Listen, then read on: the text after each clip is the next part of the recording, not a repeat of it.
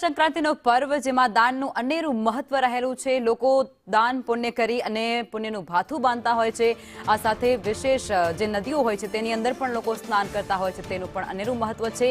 દાન પુણ્ય અને મંદિરમાં દર્શન માટે પણ લોકો ઉમટી પડતા હોય છે। ત્યારે જગન્નાથ મંદિરની અંદર પણ ભક્તોની ભારે ભીડ જોવા મળી રહી છે, કારણ કે મકર સંક્રાંતિના પર્વને લઈ અને જગન્નાથ ભગવાનના દર્શન કરવા માટે ભક્તો મંદિર ખાતે પહોંચી રહ્યા છે। ગુપ્ત દાનનું પણ વિશેષ મહત્વ રહેલું હોય છે અને ગુપ્ત દાન કરી લોકો પુણ્યનું ભાથું બાંધતા હોય છે।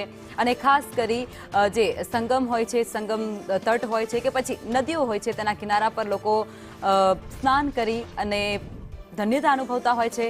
ખાસ કરી મંદિરોની અંદર તેઓ જવાનું વધારે પસંદ કરતા હોય છે। ગૌ માતાને પણ તેઓ દાન કરતા હોય છે। અમિત શાહ પણ આજે ખાસ કરી ઉત્તરાયણના દિવસે તેઓ અમદાવાદની અંદર છે અને તેમના દ્વારા પણ વિશેષ ઉજવણીમાં ભાગ લેવાના છે। તેઓ અનેક મંદિરોના તેઓ દર્શન પણ કરવાના છે, પૂજા અર્ચન કરી અને તેઓ પણ ધન્યતા અનુભવવાના છે। ત્યારે અમિત શાહ પણ જગન્નાથ મંદિરે દર્શન કરવાના છે।